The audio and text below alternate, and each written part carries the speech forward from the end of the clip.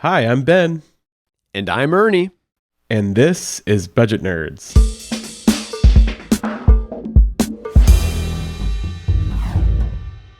What was all in your mind?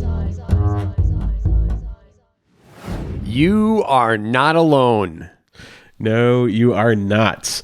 Well, Ernie, today we're going to talk about, this is like a $5 word, gamification in YNAB. Just little ways that you can make budgeting fun, beyond just using the software, which is fun in and of itself, as all of us nerds know, but just like little things we do to make it, to reward ourselves, to kind of challenge ourselves and make it extra fun. So we have a few ideas. This has been really strange since the beginning of YNAB. I have so enjoyed budgeting. I mean, I liked numbers before YNAB, but as soon as I got hooked onto YNAB, I don't know, it took it to a whole new level where I'm like, budgeting is so much fun. And we hear that all the time in the community. So I'm glad we're taking the time to really break down this gamification of YNAB. I think it's something about YNAB too, especially because I used Mint before and it was mostly just like setting spending limits, I think something about budgeting money you have just kind of makes it even more fun. I guess because it ties into real life a little more. I think that might be what it is. It's just, it feels, it's very satisfying because you like get your ducks in a row, it's like cash envelopes or something like that. And so I think YNAB kind of attracts people that just kind of enjoy the process. So we have all sorts of ways to make it even more fun. I remember those first few months of YNAB, the phrase I kept repeating over and over as I would stare at my budget, this is all real money. Like it just blew my mind that I was looking at the dollars that are sitting at my bank right now. Yeah, there's just something and that was fun for some reason. That. I guess because when you do make a change, it feels meaningful instead of like kind of playing with fake money that isn't really real. Even if it is, tied to your monthly income or something like that, it's not quite the same. So yeah. And I think it's something about the zero sum nature of it. Like if I make this decision, it has consequences because I have to say no to something else, Yeah. That's part of it. So YNAB itself is fun, but there's all sorts of things you can add on top of it to make it even more engaging and more interesting. So we have a list of ideas to gamify your YNAB experience. All this is from the community and from our own experience. So I'm sure a lot of you guys do other things. So we'd love to hear more if you have anything. So my personal favorite, matching transactions. When I add them myself and the imported version comes through and I see that little chain link icon, boy, those are some of the highlights of my day. Yeah. So if you don't know, if you enter a transaction yourself and the amount is the same when it imports, or when you do a file-based import where it imports directly from the bank, it will match up with the transaction that you entered yourself. And there'll be a little chain link so you know which ones match and which ones are brand new. And yeah, the goal is to have every single one of those transactions match and none of them be new. And it's very satisfying when you get like 10 transactions come in, all of them have a little chain link icon next to them, meaning they match. It's just a thing of beauty. I love it. And for me, the funnest is Monday mornings, because we do most of our spending over the weekend and banks aren't processing transactions. They're not clearing them. At least our banks aren't over the weekend. So Monday morning is generally when I have 8 or 10 transactions come through and just all of those chain links. Like that is the best way to start off my week. I gotta say, Ernie, you got me into scheduled transactions like, I don't know, 2 years ago now, because for a long time I never used them. And I feel like this is one negative of the scheduled transactions. In some ways it's a positive, but this is one negative because the scheduled transactions come in the same list with all the imported transactions. And for me, most of the times those don't link because that's the first time they're coming into the budget, right? They're not like the scheduled transaction comes in before they import. Do you have this problem? And so like, I know I 100% match, but there's still like 3 transactions every once in a while that don't have the link on there. And I'm like, I didn't get my fix, Ernie. Ben, you have to change the date so that it it lands in YNAB when the cleared comes through the bank. But that's like, why the same. They happen simultaneously. Oh, I see. Okay. Yes, it's not always the case, but that does happen every so often for me. And that's when I'm like, I am a budgeting god, right? It comes in exactly. Yeah, I guess that's true. There are some bills that come in on the same exact day. So I just need to figure that out because I'm not sure I've got it quite exactly right. Because I think I'll enter it and then like I set the date and maybe it changed. I don't know. But yeah, it's not always the same. But you're right. It happens most with my mortgage. Okay. So the scheduled transaction fires on the 1st and the payment automatically goes out early the morning of the 1st. And so YNAB generally catches that early in the morning. Mm-hmm. And so then the scheduled and the imported, boom, match right away. Good to go. And I guess ultimately it does serve the purpose of getting all those matches because I might not have entered those transactions manually. Otherwise, and so they come in, and so eventually I will get the match. It will happen. It's just you have to wait a little bit. It's gotta wait a little bit. Yeah. The other thing with scheduled transactions that I like gamifying is because scheduled, right? They're in the future, and some of those are variable. And what I like doing is, as soon as I know what that variable amount is, I edit the scheduled transaction, and a lot of times it's weeks ahead of time.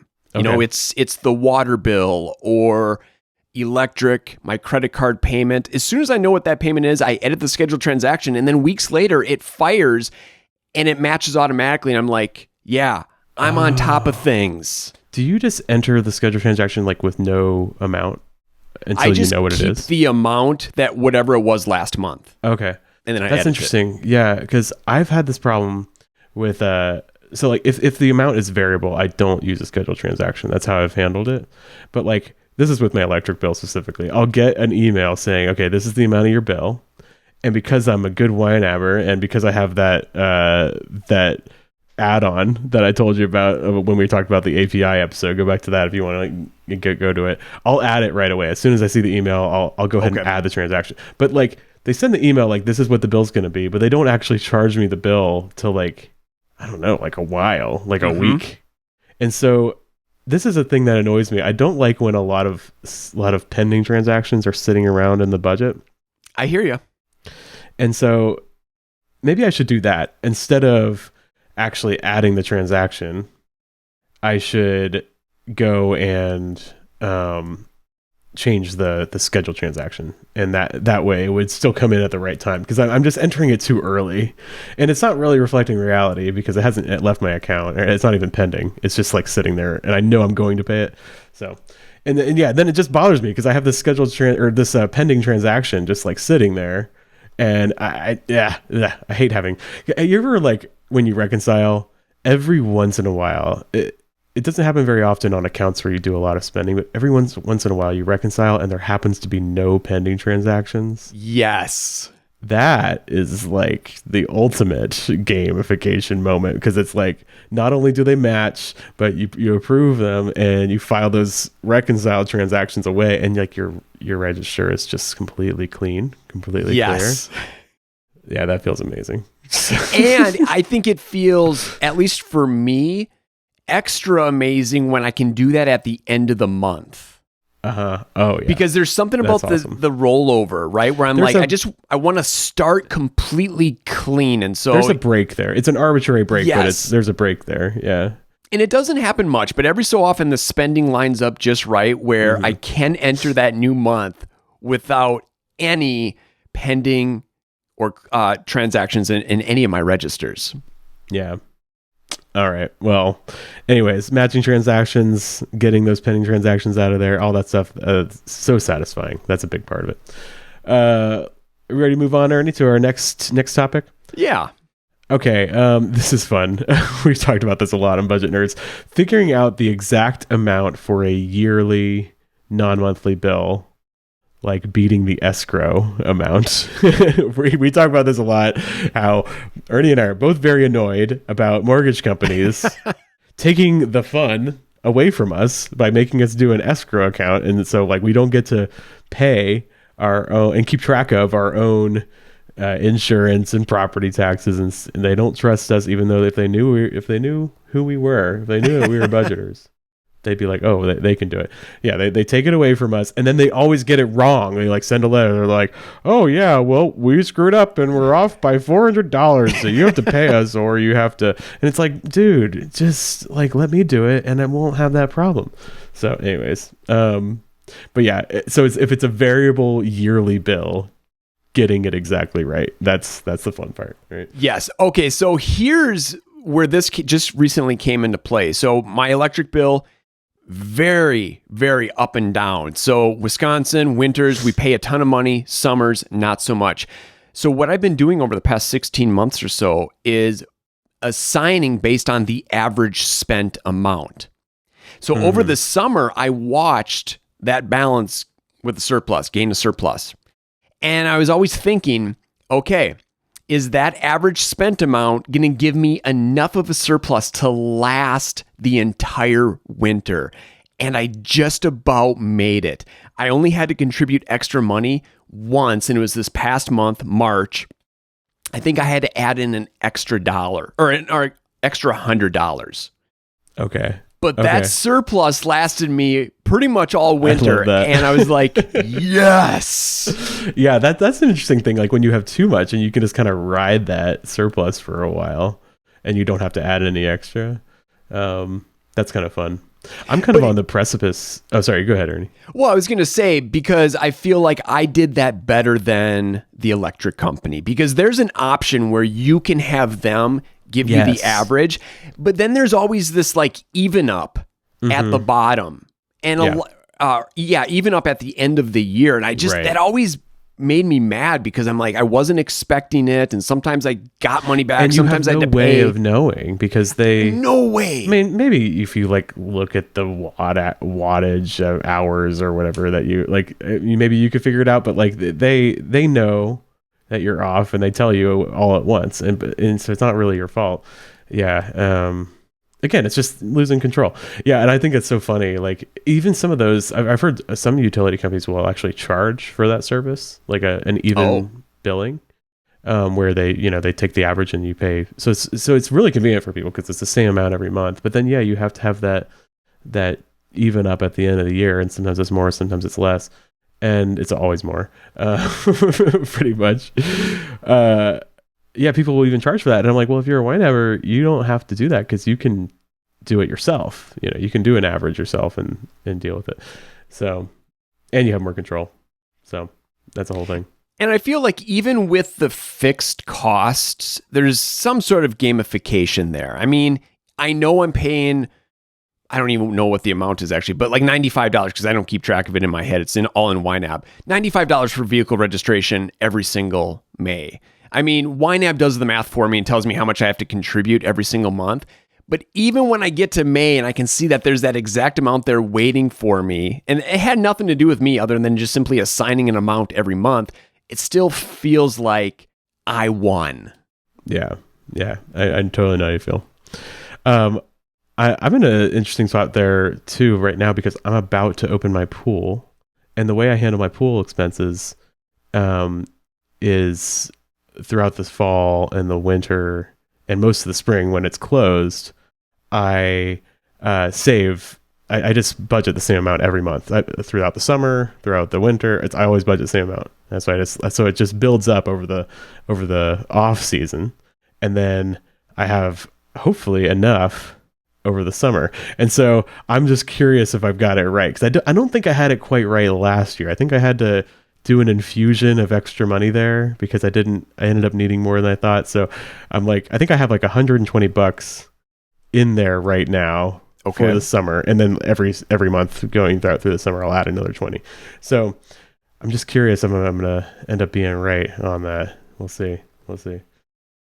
Oh, on the property tax side, I have a weird thing going on in my city right now. Okay, so my property tax is from the city, and there's like a whole political fight going on right now in my city about the tax rate.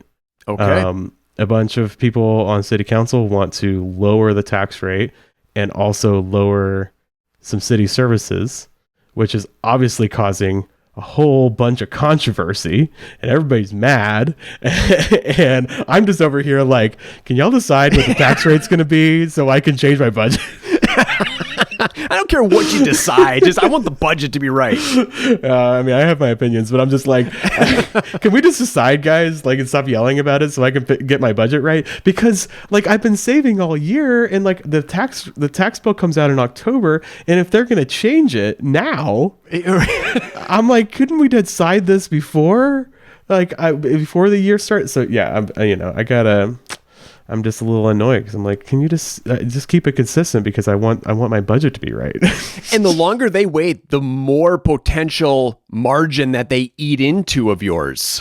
Exactly. Like if you're going to lower the tax rate, just lower it now so I can put that money somewhere else. But anyways, or if you want to raise it, that's fine too. Just tell me. Don't do it in September when the bill's due in October. Anyways. I'd like you to tell me sooner rather than later, but the political situation will work itself out. There has to be more hearings and more people yelling at city council. So it's so funny how for us budget nerds, the budget really is the center of the universe. Everything revolves around it. I know. I mean, for better or worse, I'm like, really, guys, this is all I care about. No, it's not true, but it's also kind of true. All right, so getting the yearly amount exactly right is a big deal for us.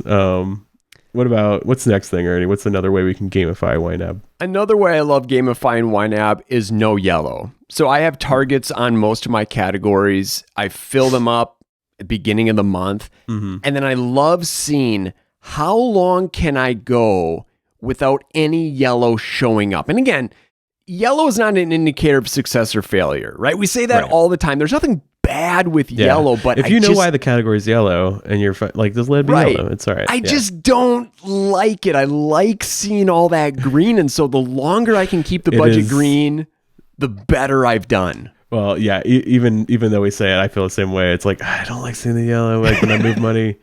And like we've talked about software solutions to like put the target off to next month so like it just it doesn't show yellow. I think it's a little bit of a problem in the software. It's like it's not quite right, because like it shouldn't show yellow if you know that you don't actually need any more money there. But there's not like a good way to communicate that in the software right now. So anyways, yeah. So do you make it a goal to just like not? I guess not. It's not to not move money as much as you can. I mean, that's not a goal I have. Right. I think it's just fun for me to see how long can I go. Like, can I make it 2 weeks? Can I make it 3 weeks? Can I get to the last week of the month without any yellow? And I don't keep track of that, and I don't beat myself up or anything like that. But it's just, I don't know. It's satisfying when you do. Is really you notice it when you do it, and yeah, that's cool. Yeah, I've had this with like certain categories. Like I don't think there's probably been like 2 or 3 months of my entire budgeting life where I actually spent. I didn't overspend in restaurants, right? Yeah, that's just how it is. I mean, that's just the truth. So like I remember a couple months back, I like said, okay, we're gonna try to not overspend, and I'm actually gonna look at it more carefully. I'm gonna like plan our meals out, and we actually did it. It was like the more money challenge, but like not that at all, because I still spent a lot of money on dining out, but I just didn't spend more than I planned to at the beginning of the month. But yeah, since then I'm more flexible. It's funny, I'm more flexible about that than my wife is. She's the one that's like, she's like, no, we gotta stick to it, and I'm like, it's fine, don't worry about it, we can go out to eat, I think what I end up doing is I just kind of start gauging around week 2 or 3 how the end of the month is going to shake out. So like kinda groceries or gas, consumables, those super variable expenses, I'm like, all right, what have I spent? What do I have left? Do you think I can make it another week without having to move money between any of these categories? Oh, it looks like I can. Sweet. Let's try to make that happen. Gas is an interesting one because that's been changing so much this year, up and down, like all over the place. And yeah, I've felt like really satisfied when I get it really close, because I don't feel like that's so much something I can control. Like I can say no to dining out, but I can't really say no to like having a car that works because it has gas in the tank, Yeah. And yeah, you could like say, oh, I'm gonna not drive as much, but like those things aren't as optional. So that's more about picking the right number at the beginning of the month and hitting it, Yes. So it's more about the predictive thing, kind of like the last thing we talked about. Yeah, for me, it's do I rely on the average spent or do I think I know better what I'm going to spend this month? Yeah, you're looking up like the Bureau of Labor Statistics.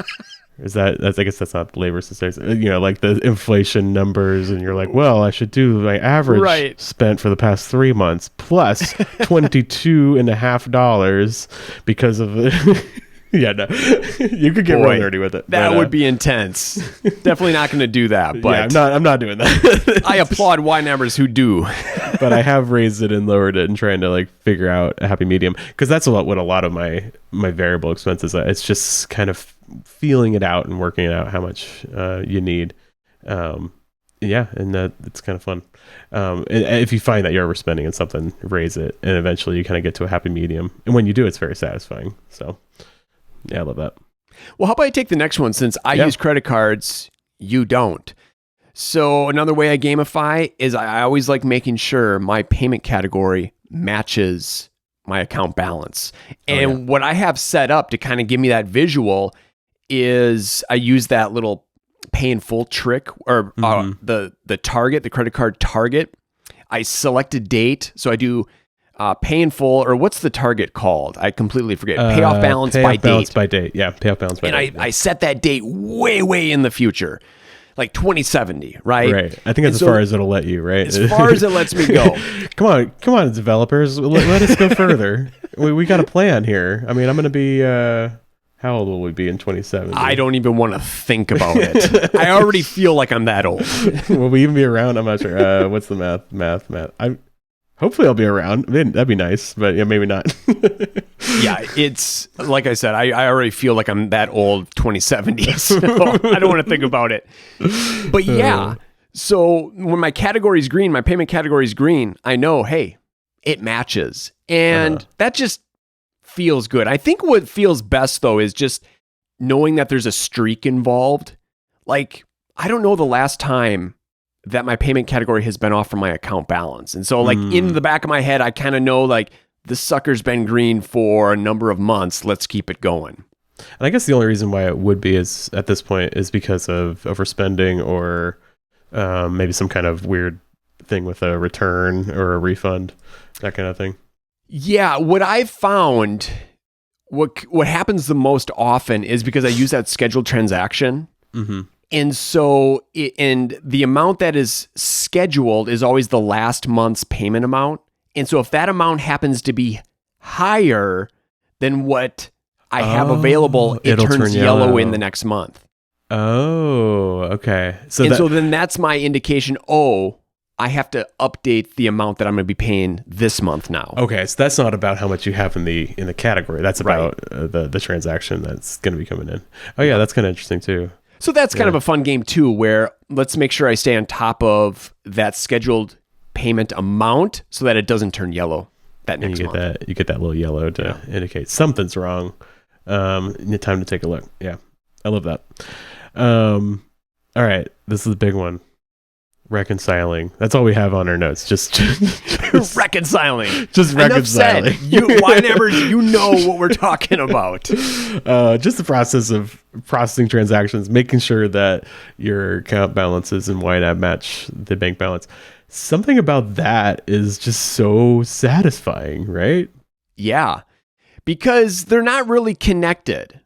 You know, the bank knows, well, they have all the transactions and all our balances, like they're the final say on that kind of thing. But YNAB just knows of the transactions for the most part. Yeah. Right. Although that has changed recently. Right. That has changed with that new feature. We can get to that. So, yeah. But yeah, when your record keeping system matches up with the bank, you're like, I won. I did it. Yeah.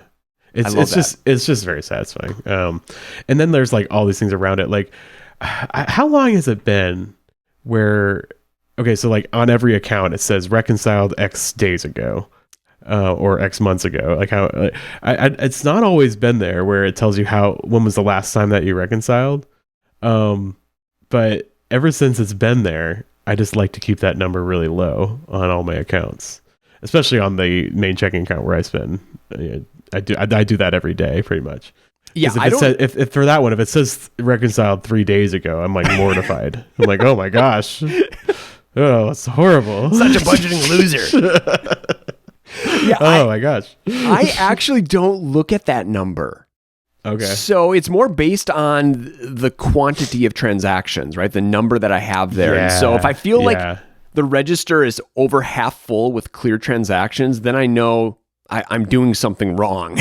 And so just keeping it, as small as possible, that's when I know I'm winning. It's funny. I reconcile that checking account every day, the one where I do all my spending, pretty much. But then I have a few other accounts, like a cash account, a savings account, and in under tracking, I have an HSA.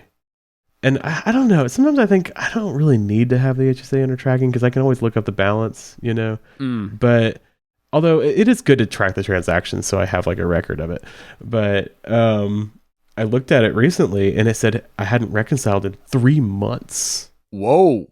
And I was like, what have I done? And it was a pain because Ernie, do you have the HSA with YNAB? I don't. Nope. Okay. The bank that we bank with for the HSA, their interface is like just the archaic? Worst. It's the worst thing in the world. And I think HSAs are always like this. Like I've had several HSA banks throughout the years, and like for some reason they're behind the curve. I think it has something to do with they're selling to companies as a benefit rather than to individuals. So like they don't value working on their software as much, Is it worse? Do you do I-bonds? Is it worse than the Treasury Direct website? I haven't done I-bonds, but I'm sure that's way worse. Anything government's going to be. I'm sure there's no incentive to make the software good. I'm sure these two are similar. Yeah. So anyways, it's just a pain. So I had to go through all the way back to January and look through transactions, and I did, and it was very satisfying when I did. Yeah, but it is. Oh, here's another thing about reconciling that's coming up in my mind. This is just a fun thing that I do. So I do poker nights. I've talked about this a million times. And I'm the bank for poker with my friends. Okay, so when they come in, we do cash games for poker.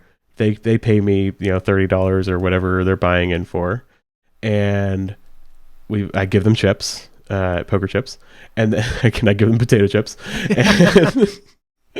and actually, it's really bring your own potato chips. I don't really provide snacks, so that's I do the banking and I have the house there, and then they provide snacks.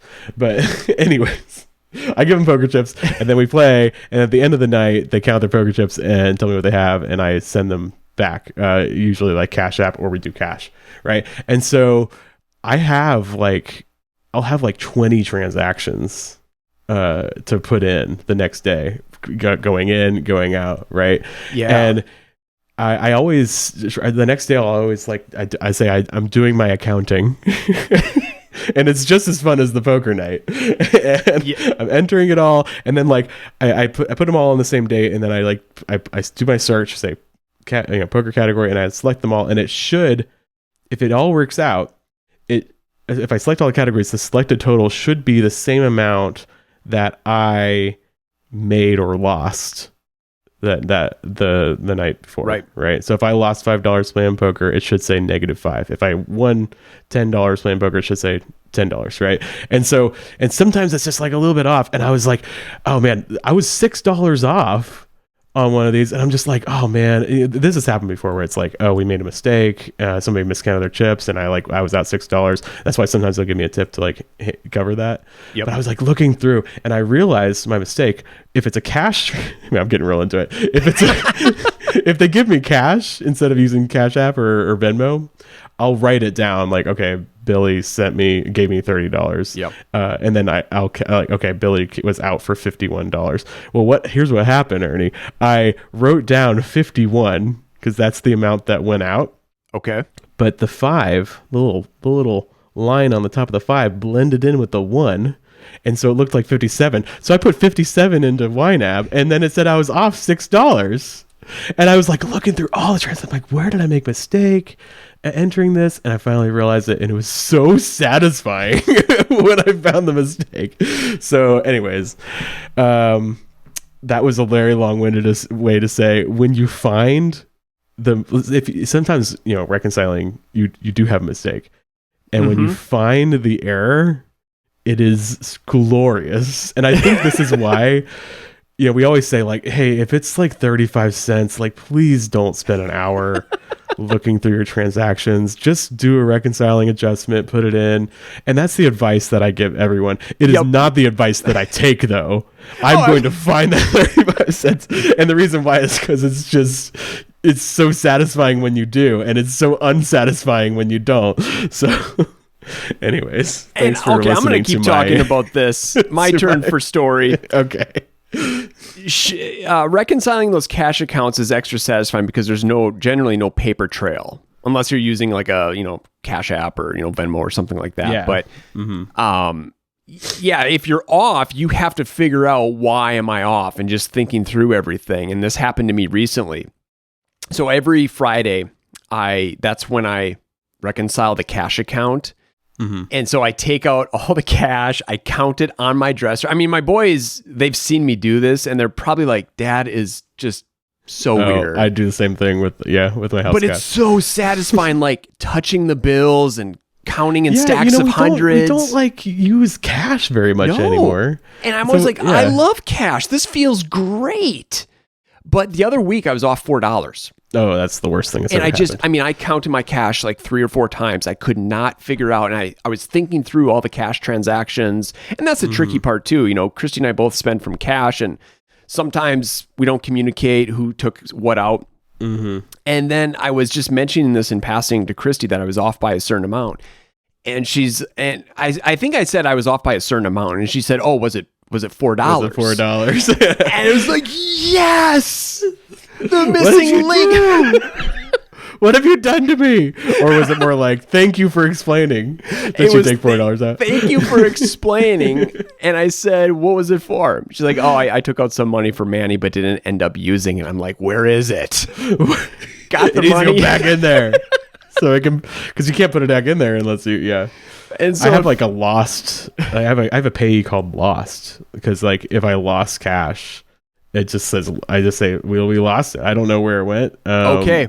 We spent it and we forgot about it, because I have the house cash, and also Caitlin and I both have the wallet accounts. Yeah. And it's just, and the rule is, if you lose cash and you don't record it, then you put it in as lost, and you have to put it under your personal spending. Well, we've never actually done that. Like, the rule is you have to put it on your personal spending, but like, we always like, oh, don't worry about it. It's okay. We'll take it somewhere else. Yeah, I don't feel bad.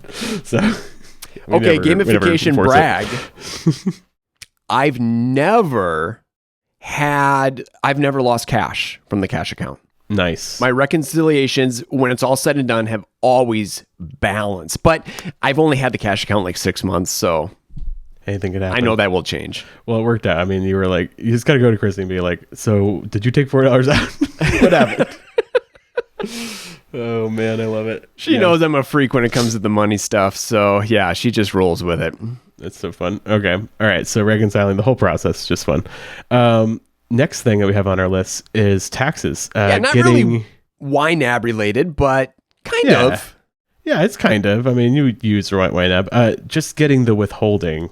Yeah. Perfect.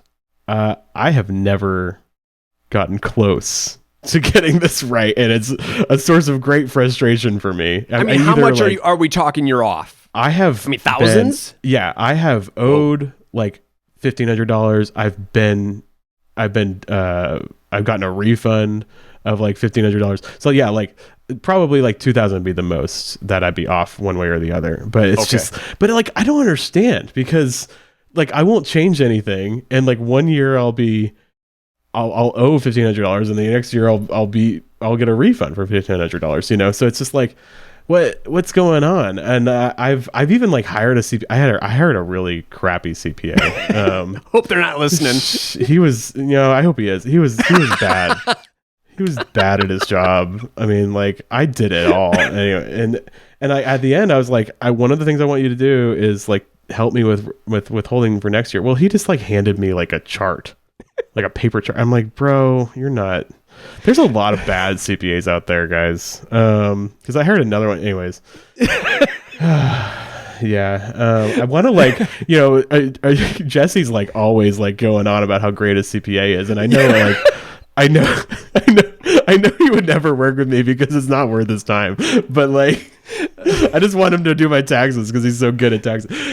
Anyways, I hope this is an ongoing bit. You're a horrible accountant. It was so bad.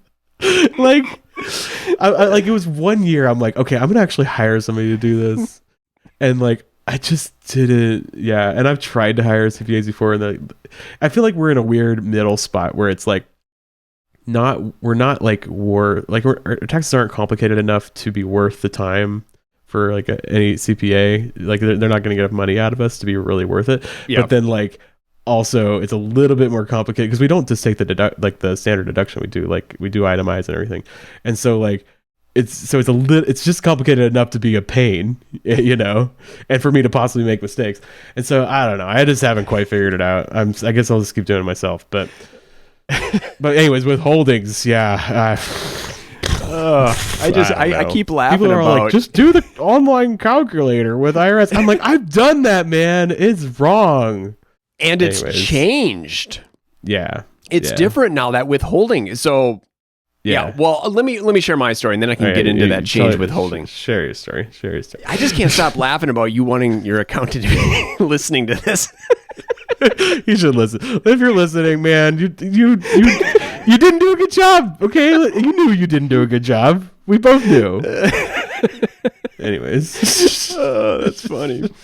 So I got lucky. I was within $200 this year. I owed $200, but that was just pure luck because we got a refund last year, and then this year Charlie turned 17, and that did something with that child credit. It lowered it, and I think that's why I had to pay a little bit more. But anyway, $200. That was kind of close. I'm like, oh, that's really nice. But again, that was just complete luck.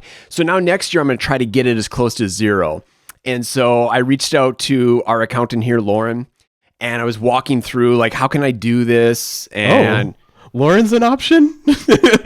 Very helpful. Oh, yes. I didn't know she could help us figure it out. Okay. Yeah. Right. So she told me this is kind of what you can do. So I went to the withholding website and I changed things. I was like, oh, this worksheet has changed drastically since, when I filled it out, feels like 10, 15 years ago. And it feels like it should be better. Because it's like dealing with real dollars, but it's still not.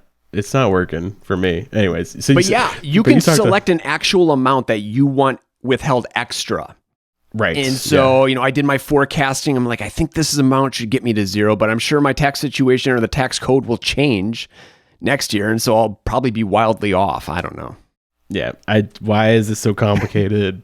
Just tell me what I owe and I'll pay you. Anyways. Yeah, all the non-Americans are like, guys, why is this so complicated? There's a lot of reasons. Anyways, taxes, man. Okay, deep breath. All Move on to the next one. We ready? Yeah, yeah. All right. Reach out to Lauren as soon as we're done here. I probably won't. All right, moving. Not spending more than what's been allocated for the month. So it's similar to, the no yellow, but once yellow is introduced into the budget, then I'm like, okay, I don't want this category to end the month with less money than it began. Right? So, I only want to spend or fund or unassign the amount that was allocated for that particular month, right? And that's a fun little game that I play. Yeah, I did a funny thing. This isn't exactly what you're talking about, but I did a funny thing yesterday because we were over on groceries, which normally doesn't happen. Like, my wife's got super dialed in, but we had some weird stuff this month. And so we were over on groceries, and I covered overspending, and then I added another $30 because I knew we were going to need to get a few things, right? Later that day, I went to the store to pick up said few things. And the total came out to $38.45 or something like that. It was like $38, right? And it was funny because I was like, I know I have $30 in groceries. And so what I did, I took on a little bit of the groceries on my personal spending because I bought some things that were just for me. I think it was like it would be like $7 worth of stuff that's just for me. And that's what I had in my head when I went to enter the transaction. And I was just like, you know what? I'm just going to take that $8.45 and make it $30 to groceries so it zeroes out. You know? You never would have done that at the beginning of the month. Oh, no, definitely not. Yeah. I would have been like, no, $7 is on me. It's on my spending, not $8. So I was just like, I'll take that extra. I'm going to take the hit for the family just so I don't have to cover overspending again, because I just covered overspending. I don't want to do it again. Probably a thing that a lot of YNABers do. Technically did not overspend. Technically. At the end of the month, we get super creative to not overspend. Yeah. Even though it's like you're still overspending. You're just doing some creative accounting to make it work. Or like, well, this isn't even possible, but we have $2.05. I think that's the amount left in groceries. I still have to go grocery shopping one more time this month in April. So like, okay, there's no way I can spend $2.05 on a week's worth of groceries. That's literally impossible. But could I have the family eat out of the pantry for a few days and like try to limit that amount? Those are fun little games. Yeah. The least amount of rolling over that I can do is a win. And it's funny because it's like it doesn't actually matter. Like you can find some money for the week's groceries, but you don't want to. I don't want to. Yeah, because it's fun. It's fun for me. I mean, the other week when I went grocery shopping, I looked. Okay, here's how much we have for 2 weeks worth of grocery shopping, and it was not a lot. I think it was like $220 or something like that, maybe $180. I don't remember, but I told the boys, I said, we're at the end of the month, right? So I'm going to be tightening some things up. And my middle boy, Manny, said, I hate budgets. I just ignored. We could probably do a whole episode on like the irrational things that our budget causes us to do. Sometimes that happens, Like if I was on my game, I mean, I just let that roll off, because I hear things like that all the time. But if I was on my dad game, I would have gone into this big long spiel about, hey, would you rather have limited groceries or a sweet vacation coming up here in a couple months? Your choice. Yeah, don't say I hate budgets when you're going on a cool vacation, because that also made it happen. Yeah, right. But you're telling your boys, all right, ramen boys, for the rest of the week, we're gonna get like 4,000% of our sodium every day. You're gonna give the whole family hypertension, so you don't have to like have some overspending your budget. Anyway. Oh man.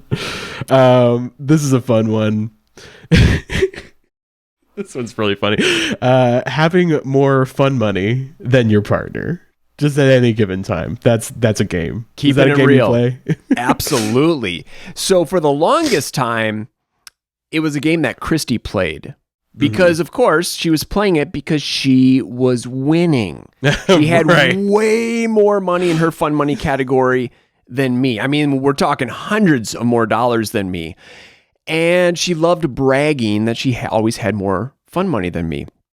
Well, now the tide has turned. Is that the phrase? Mm-hmm. Things are a little bit different here in the Reppy household because of our dog, Ridge. Christy loves spending money on Ridge. You told us she's gotten spendy on that. Yes. And so we're at a point now. Let me just double check. I think I have more money. Check it right now. I'm going to check mine too. What, do I have more money than Caitlin? I think I do because, I showed you guys in my category thing. Caitlin moves her personal spending through lots of different categories. So I really need to check the whole group, actually. I am proud to announce to the Budget Nerd community I do have more money than Christy. I have exactly $100.35 more than Christy. Oh, and it's been this way for quite a while. So I've got like $150 more than Caitlin right now. So just saying. Although she does have, she's got 120 in a massage category right now. So if you include that, oh yeah, she's got more than me. Yeah. She's also got like $80 in her coffee. Yeah. Okay. She's got more than me in her whole group. But dang it. I thought I had it, but it didn't. You don't have to play that group. Game. I'll just be the one who plays that game. It's not about, guys, it's not about the having more or less. Like, it's not about that. Okay. Oh man. We're not playing that game unless I'm winning. I love it. Yeah, it's funny. I told you guys about my nanny category, my nanny category group. Was that last time I guess it was 2 episodes ago when we did, went through my categories. We had the debt one last time. Mm-hmm. And so part of that payroll, that nanny payroll, that we pay our nanny from, we have money in there for her sick days, because she gets sick days and vacation days throughout the year. And so if she's sick or she's out for any reason, we have some extra money that we put aside every month into that category to fund the sick day. So we could pay somebody else to watch the kids if she can't watch them.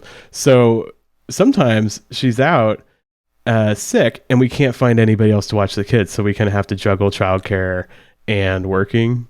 And when that happens, that money goes into our personal spending because we pay ourselves. So we pay ourselves. It's kind of ridiculous. We pay ourselves to watch our own kids. But the money needs to go somewhere. And so it's really funny because we'll divvy up the childcare. Like, okay, you take care of the kiddos, from 8 to 12. I'll take care of them from 12 to 5, and we make sure that the pay is equal. Are you punching a clock too? I do the math. I'm like, this is how much we pay the nanny an hour. This is how much, how many hours, it's just, I always want to, I think I'm more concerned with it being equal. Caitlin's like, whatever, but it's pretty funny. And yeah, actually that's why I actually have a lot in my personal spending right now, because my nanny's had some stuff going on. She's had to take some time off a lot lately. So it's been a little stressful trying to juggle work and childcare, but we do have that little thing that helps. So yeah, let me know if budget nerds, you play this game with your partner, right? Is it a competition? Yeah. Who has more fun money? Yeah, who's got the more fun money? Yeah, or the more fun. I don't know. More that we have here before we get into some YNAB wins. I was poking around on the fans group, the YNAB You Need a Budget fans group on Facebook. Check it out. I was just searching gamification. Like, what does the fans have here? And there was one person that posted about that topic. And one person said in the comments, for a game, every time you check first. They were okay. So the post was about how do you incentivize yourself to check your budget first before you spend. How do you make that a habit, right? And one person said, every time I check the budget first, I get to move $1 from some category to whatever category that I want. And that was really intriguing to me. What if you had a category that was a fund for like a good habits category, right? And every time you reconciled, you could move $1 from that category to your fun money spending, right? You can incentivize yourself to make these habits happen. And I mean, I don't know, I might be reconciling every 10 minutes if I had that, but maybe you limit it to once a day. I don't know. Cheating the system. But you could give yourself some extra money if you check your budget before you spend, or if you reconcile, or whatever it is. So you could properly gamify this with not just a reward that's the satisfaction, but a reward that's monetary by paying yourself. So I thought that was kind of a fun idea. I like that, because I hear that question all the time in workshops, and I say stuff like set a reminder on your phone, or stack it on top of another habit, add a little post-it to your wallet or to the mirror or something like that. But incentivize yourself. Give yourself hard cash. Yes. Yeah. It's just, I like that. And so just make it a rule. That money has to stay in the good habits category until I actually do the good habit, and then I can pay myself from it. I don't know. See what happens. That's awesome. Could be kind of fun. Well, those are the things we came up with. We'd love to hear from you. What are some other ways that you gamify YNAB? I'm sure we missed some. Or you could just kind of sound off about the ones we talked about. Share your own stories there. We'd love to hear from you. Yes, please do. All right. You want to do some YNAB wins, Ernie? Let's do it.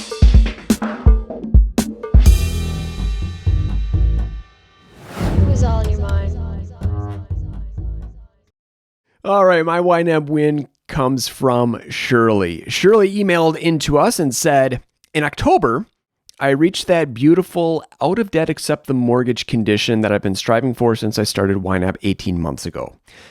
I've now aged my money over 60 days, and I'm funding my next new car to be paid for in cash and various projects that feel like should be done so that my house doesn't fall down around me while I'm paying off my mortgage. Yeah, kind of like what you're doing now, Ben. Yep, exactly. Because I'm steadily funding specific projects and needs, as well as saving monthly for the areas where emergencies can arise, I'm quite able to replace my mother's poor old chair and buy a new garage freezer the same weekend. I don't need to do those things often, thankfully, but when they both seem to become more than necessary at the same time, that was easy. That's a huge win for this girl who never known anything other than help. Where's that going to come from for anything over about $100? Nice. Incredible. Accomplishing all those things, paying for all those things while still saving money for other things. That's what YNAB is all about. That's what the YNAB method allows you to accomplish. And I know how great of a feeling that is. So congratulations, Shirley. Keep it going. Love it. All right. My YNAB win comes from Ashley, who wrote in a comment on the other little habits of successful YNABers, a previous episode from a while ago. And Ashley wrote, YNAB win, I also recently added a cash account into my budget. Okay. I feel like this is the line. Like if you have a cash account, you're getting even nerdier. So and as she said, I'm very nerdy about categorizing super accurately. So a general ATM category would not do it for me. I was driving myself crazy with splitting ATM withdrawal transactions to accurately reflect what the cash was used for when I did need to get cash out a handful of times a month. Adding a cash account made this so much simpler so that I can just get any amount of cash out at a time and record the spending as it happens. I can't believe it took me over 2 years to do this. Yes, I love that. I don't use cash that much, but I still have the cash account just because it allows for just a lot of elegant solutions when it comes to cash, Yep. So yeah, I love it. And I'm guaranteeing you, Ashley loves reconciling her cash account. Oh yeah. Know it. It's just a blast. Yeah. Well, that's awesome. All right. Yeah, we could probably do a whole episode just on that, but until another time, write in your comments, any YNAB wins. Again, it can be something like traditional, like I paid off X amount of debt in this amount of time or whatever, but it could also just be something like Ashley said, like where it's just, I changed how I budgeted and it's better now, or I changed my mindset. Whatever it is, put it in a comment if you're watching on YouTube, or if you're listening to the pod, email us at budgetnerds@ynab.com. All right, friends, we'll see you in a couple weeks. And until then, happy budgeting. Happy budgeting.